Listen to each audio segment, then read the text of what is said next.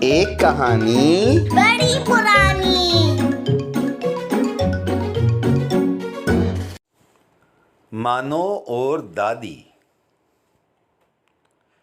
گلشن اقبال کراچی کے ایک گنجان آبادی ہے۔ مانو وہیں رہتی ہے۔ اس کا گھر سڑک کے ساتھ ہی ہے۔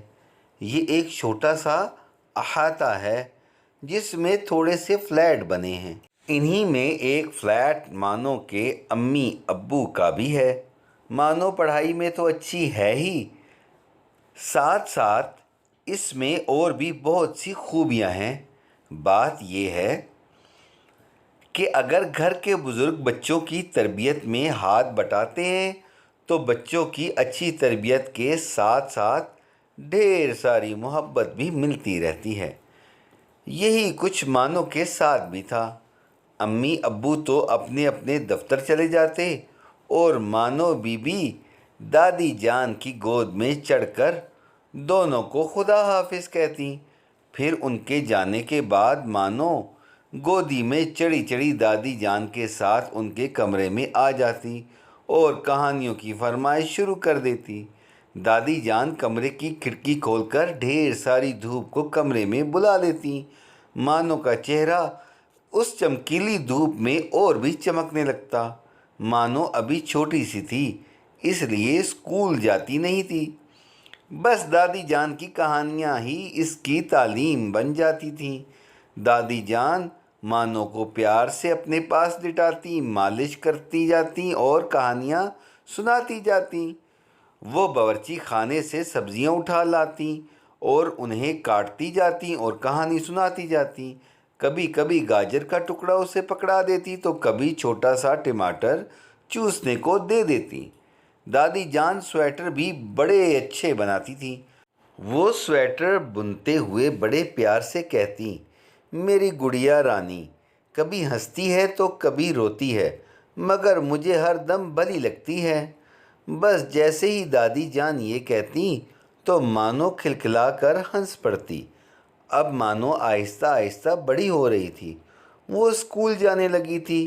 جب صبح صبح تیار ہو کر اسکول کے لیے نکلتی اور دروازے تک پہنچتی تو پتہ نہیں اسے کیا یاد آتا۔ جلدی سے پلٹ کر آتی اور دادی جان کے نرم نرم سے منہ کو پکڑ کر زور سے پیار کر لیتی۔ مانو کا خدا حافظ کہنے کا یہی طریقہ تھا۔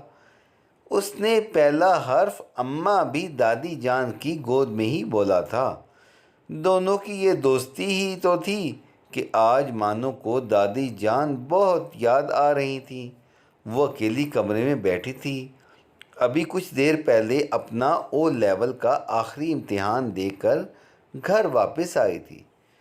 صبح جب وہ جا رہی تھی تو دادی جان ہمیشہ کی طرح اسے دروازے تک چھوڑنے آئی تھیں۔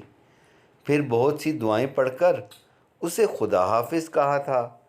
جواب میں مانو نے ان کے نرم نرم گالوں کو دونوں ہاتھ سے پکڑ کر پیار کرتے ہوئے کہا تھا، بس جب تک میرا پرچہ ختم نہ ہو آپ دعا پڑھتی رہیے گا۔ مانو سوچ رہی تھی کہ آج تو دادی جان کی میرے لیے دعائیں بھی آدھی رہ گئی ہوں گی، نہ جانے وہ کیسی ہوں گی۔ دادی جان کے کمرے کی کھڑکی کے پاس بیٹھ کر مانو سوچے جا رہی تھی۔ سورج کی کرنیں اس وقت بھی کمرے میں بھری ہوئی تھیں۔ وہ روئی جا رہی تھی۔ پھر اچانک اسے خیال آیا کہ وہ رو کر تو دادی جان کا کچھ بھلا نہیں کر رہی ہے۔ وہ زندگی بھر اسے دعائیں دیتی رہی ہیں تو میں کیوں نہ آج صرف ان کی صحت کے لیے دعا کروں۔ اللہ میاں نے ہمیشہ دادی جان کی سنی ہے، آج وہ میری بھی سنے گا۔ بس سوچنا تھا کہ مانو نے جا نماز بچھائی اور نماز پڑھ کر دعائیں کرنے بیٹھ گئی۔ اسے یاد آ رہا تھا کہ ایک مرتبہ دادی جان نے کہا تھا کہ دعا میں سب سے زیادہ طاقت ہوتی ہے، مگر اللہ تعالیٰ اپنے اچھے بندوں کی وہی دعا قبول کرتا ہے جو ان کے حق میں بہتر ہوتی ہے۔ دادی جان کی کہی باتوں پر تو مانو ایک کتاب لکھ سکتی تھی۔ اسے دروازہ کھلنے کی آواز آئی۔ ابو تھکے تھکے سے کمرے میں آئے۔ مانو دوڑ کر ان کے پاس گئی وہ ان سے لپٹ کر رونا چاہ رہی تھی، مگر ان کا تھکا تھکا اداس چہرہ دیکھ کر وہ ڈر سی گئی۔ کیا ہوا ابو؟ دادی جان کیسی ہیں؟ اس نے سارے سوال ایک ساتھ ہی کر لیے۔ ابو کہنے لگے، وہ تمہیں بلا رہی ہیں۔ ذرا سی دیر کو ہوش آیا تھا تو بولی، میری مانو کو بلا لاؤ۔ مانو جلدی سے جانے کو تیار ہو گئی۔ اسپتال کے کمرے میں خاموشی تھی، بس امی اور دادی جان موجود تھے۔ دادی جان کی آنکھیں بند تھیں، مگر چہرے پر بالکل سکون تھا۔ مانو کا جی چاہا کہ وہ ان کے کان کے پاس جا کر بالکل اسی طرح میاؤں کہے جیسے کہ دادی جان اس کے کان میں اس وقت کہتی تھی جب مانو صبح اٹھنے میں کاہلی کرتی تھی۔ وہ کھڑی رہی، دادی جان کا چہرہ دیکھتی رہی۔ امی نے قریب آ کر مانو کا سر اپنے کندھے پر رکھ لیا، اسے باہر لے گئیں، پھر بولی، تمہیں یاد ہے نا کہ اللہ میاں وہی دعائیں قبول فرماتا ہے جن میں بہتری ہوتی ہے۔ پھر اللہ میاں کے پاس تو واپس سب کو جانا ہے۔ اگر اس وقت اس نے دادی جان کو اپنے پاس بلا لیا ہے تو یقیناً اس کی کوئی نہ کوئی مصلحت ہوگی اور دادی جان کی بہتری ہوگی۔